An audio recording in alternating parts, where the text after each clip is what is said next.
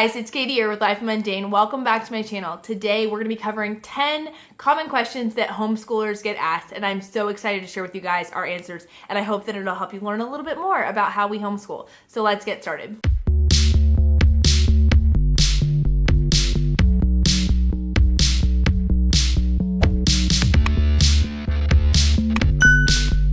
So one thing that I love about homeschooling is that it's very individualized. So it's what works for you and your family, what works for me and my family, and it doesn't have to look the same. And this is why I love to do collaboration videos just like this one. This one is hosted by the Ingrid Chronicles, which is an amazing YouTube channel, especially if you love good book reviews, and as well as homeschooling tips and things like that. You guys can check out her link in the iCards above or down in the description below. But Ingrid put on this collaboration of a bunch of other YouTube mamas, and you guys can check that out. I'll put the playlist down below. But what I love about this is because homeschooling is so individualized, very few people are going to give the exact same answer to all of these questions. So be sure to go check out everybody's answers, and you guys will get a good range of what kinds of options are out there. So if you hear something I'm saying and go, well, that doesn't sound quite right for my family, watch the other videos. See if you can find something that works for you and your family. Question number 1, do homeschoolers get sick days? That's a good one. Well, part of it depends. Again, I'm answering my questions the way that we do it, not the way that everybody does it. But for my kiddos, it kind of depends on the sickness. Like if it's the stomach bug or something like that, yeah, we definitely just take full-blown sick days. If it, depending on what it is, a lot of times we will take sick days as far as days off of our typical bookwork or routine, but typically we still have education aspects to that day. So everyone might be laying around sick and not feeling good, but mom's still gonna read a read aloud, or we're gonna do audiobooks or podcasts, or maybe we're going to watch a documentary or some educational show on TV, on YouTube, whatever. So we typically do find ways to still have learning aspects to the day and to have fun together, but it typically is not gonna look like bookwork or what a typical day is gonna look like. So yes, we do take sick days. Question number 2, how do you explain that you homeschool to others? So this is kind of a tricky one for me. I'm not exactly sure what they're getting at with this question, but for us, we typically just, when people ask, we tell them that we homeschool, and we really enjoy sharing with people our why and why we like to homeschool. So I don't typically jump into that right off the bat. But if someone is curious or kind of questioning our decision, I oftentimes will go into some of the reasons why we choose to homeschool. And I am always really clear because I feel like sometimes when I share that we homeschool, other moms can get defensive and feel like I am judging them for not homeschooling, and that is so not the case. Every family has to do what God calls them to do and what's right for their family. So I always try to be really clear with that when I explain that we homeschool, just so they know that there's no judgment. It's just what we feel like God's called us to do.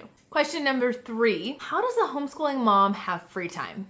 Oh, that is a tricky one. I'm not gonna lie. That's a tricky one for any mom out there, if we're being honest. But especially a homeschool mom, it can be very hard to have any free time. And I'm gonna actually answer this in like a lot more in depth. At the end of the month, I'm doing another video just on self-care tips and how do I handle self-care. So you guys are definitely gonna wanna subscribe to this channel so you guys can check that out and click the little bell notification so you'll be notified when that video comes out. But to answer in short, I think it has to be very intentional to be able to get some free time. And I do think it is very possible to do that even within the day, each individual day, as well as maybe setting aside one day a month to be able to go out, get out of the house, whatever, and do no home stuff. Just get to have dinner or go read a book or walk in the park or whatever. I do think that there's a lot of wisdom to something like that, but there are also little moments throughout your day that you can kind of grab. You just have to be very intentional. You need to talk to your family, your kids, your husband, whoever, and really make a plan together to kind of save and preserve that time. For me, a lot of times this will happen during quiet time. We've kind of gotten away from quiet time over the past year as we were in the process of moving, but now that we're all settled in, we're starting it back again. And so I even just like to take the first 10 to 20 minutes of that time at minimum and just take some time for me, just to take a break, to scroll Facebook, to be able to read a book, to be able to journal a little bit, whatever it might be. And so anyways, just to say it can be done 100%. But you just have to be intentional with it. Question number 4, do homeschoolers get homework? My kids typically do not have a lot of homework. But what we do, the two areas where they sometimes will have some homework is we do all about reading, and they have readers they have to complete. And as they're getting further and further in the program, those readers are getting longer and longer and longer. So even for my readers that are not struggling, it still usually takes about 2 days to get through one of the stories anymore. And so if they do not finish the reader by the end of the week, then I typically will ask them to have that finished up by Monday, just so we can start out fresh. The other area where they sometimes will have homework is we do IEW, and they have to write keyword outlines and then write a paragraph based on that keyword outline. And so sometimes if they haven't gotten a chance to fully finish writing that one of those pieces out, then I might ask them to do that, but never more than one thing in a weekend. And usually the amount of work is maybe 15 to 20 minutes max. But other than that, we really don't feel a need to do homework very often. Question number 5, how do homeschoolers make friends? I love this question. People ask this all the time. Surprisingly enough, my kids do have friends. They have a lot of friends actually, and they find them everywhere, guys. We have a lot of structured activities that we do with our kids, such as church. They have 2 nights a week or 2 times a week that they are with church friends. They have outside extracurricular sports that they do. They have co-ops. We're actually part of 3 different co-ops. So one each Friday, it alternates which one, but we have one each Friday, and we have one once a month for field trips. In addition to that, all different kids, and so they're getting to build relationships with those kids. They also are friends with the neighbor kids, and just find friends anytime we go out to the park or to the store or whatever. My kids are so social. They love to hang out with people. Not to mention the fact that I have 6 kids, so they have a lot of sibling interaction as well. Number 6, do you have to be certified to homeschool? Well, that would be a state question. So I'm not going to answer that for you guys, but for the state of Kansas, we do not have to be certified. I've actually done a video that has all of the laws and information on homeschooling in the state of Kansas if you guys are interested, but in our state we do not have to be certified, although there are some that do. I won't go into this too much, but I will just say that just because you are not certified does not mean you are not qualified to be able to teach your kids. Actually, many, many great teachers have never been certified or trained professionally in that area, and it doesn't disqualify you from being able to do a great job. How do you know if you're doing too much or too little? Honestly, guys, this is the $1 million question. This is the question that you will ask yourself if you are homeschooling mom from the time you begin to the time you end. And I honestly think it is one that we will sometimes even question after it's all over. But I think there's 2 aspects here that we have to look at. One, I think that it's important to realize that God is in control, and He will fill in the gaps, okay? You need to teach your kid a love of God and to teach them a love of learning, period. If you do that, you will have accomplished the things you need to accomplish. Now, I'm not saying don't teach math, don't teach history, don't teach science. Please, please, please teach those things. But just know that any kid in any situation, you guys have heard this before if you've watched my channel before, but any kid in any schooling situation, public, private, online, homeschool, boarding school, whatever, has gaps. None of them have a perfect, well-rounded 100% education. Okay, they all are going to have some gaps, and it's not our job to fill in every single gap. God will do that, and we have to rest in that. Also, I will say I actually tend to notice homeschoolers kind of overdoing it sometimes and doing too much.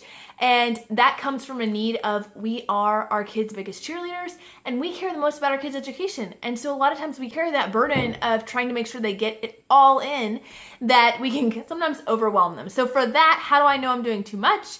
Is really if I see my kids struggling or if I see us not being able to keep up with it, I need to do those periodic check-ins to make sure that we don't need to adjust something that needs to be done. But I would say stop worrying as much about that. I know it's hard, but prayerfully consider what God wants you to cover and not cover. Question number 8. Do you know what you're doing when it comes to teaching your kids? So yes and no. No, in the sense that I don't think any parent completely knows what they're doing when it comes to even just answering your kids' typical questions, let alone teaching them. It's not like I know all the material they're going to need from kindergarten all the way to high school, just off the top of my head. But I do have really carefully crafted curriculums. I've spent a lot of time picking the curriculums to write for us that are very thorough. I have teacher's guides. I'm very capable of reading and studying up and preparing for these things. A lot of them are even open and go. And so yes, I do feel qualified to teach my kids, and I might not know every piece of material, but that's some of the beauty of getting to learn it alongside them. And so I think that I feel very confident because of those constructed curriculums, because of the outside consults I've got from watching YouTube, other things like that. I feel very confident in teaching my kids. But no, I don't know all the answers. There are things I'm not as strong on. I am not as strong in math, but guess what? That is when we enlist outside help. And so I have friends and tutors and teachers and co-ops and other resources that I can reach out to if there is something that I am not capable of teaching my kids, or I'm struggling with, my kids need additional help. There are outside resources for all of us. You don't have to feel like you know everything before you can start, because then none of us could start at all. So question number 9 is, how do you know what to teach your kids? Again, this would be a state law thing, state to state. You can check hslda.org if you want to learn the rules for your specific state, but a lot of times they will have a list of different subjects that you need to teach. Our state is not one of those, but they still have guidelines, like it should include things like, and then they list a basic list of, again, math, reading, science, history, that kind of thing. As far as what to teach beyond the basics, I think that is just something that is a prayerful decision based on you and your family and your child's needs. I think it's really important to make sure that all kids have life skills added to whatever they're doing, because that is one that is not often taught in public or private school, but is really, really, really important. Question number 10 is, how many days a week do you use school? So actually, this is really interesting. We homeschool 4 days a week, and Monday through Thursday, we homeschool full days, and we do all of our book works and things like that those days. Friday, we still count it as a homeschool day, but we don't do our standard book work. We spend that time taking time to do game schooling and learning through different activities. We write letters and kind of do a pen pal activity to work on writing and spelling and composition stuff. And then we also have our co-ops in the afternoons. So it is a full school day and still counts as a full school day, but it doesn't look like the other ones. So 4 days in book work, but an extra day in our education, so 5 days. I would love to know the answers that you guys have to these questions. I'd love for you just to type down in the comments and let me know some of the answers that you guys have to these questions, because I know, again, it varies widely, and I think it helps people who are researching homeschooling to see how many options are out there and they don't have to get stuck in a box. I look forward to talking to you guys later, and be sure to subscribe and follow the channel, because like I said, we've got some really awesome videos coming out about self-care, as well as my homeschool planner and what I use and what I think about it. So I'm excited to share that with you guys as well. We'll talk to you guys later. Bye.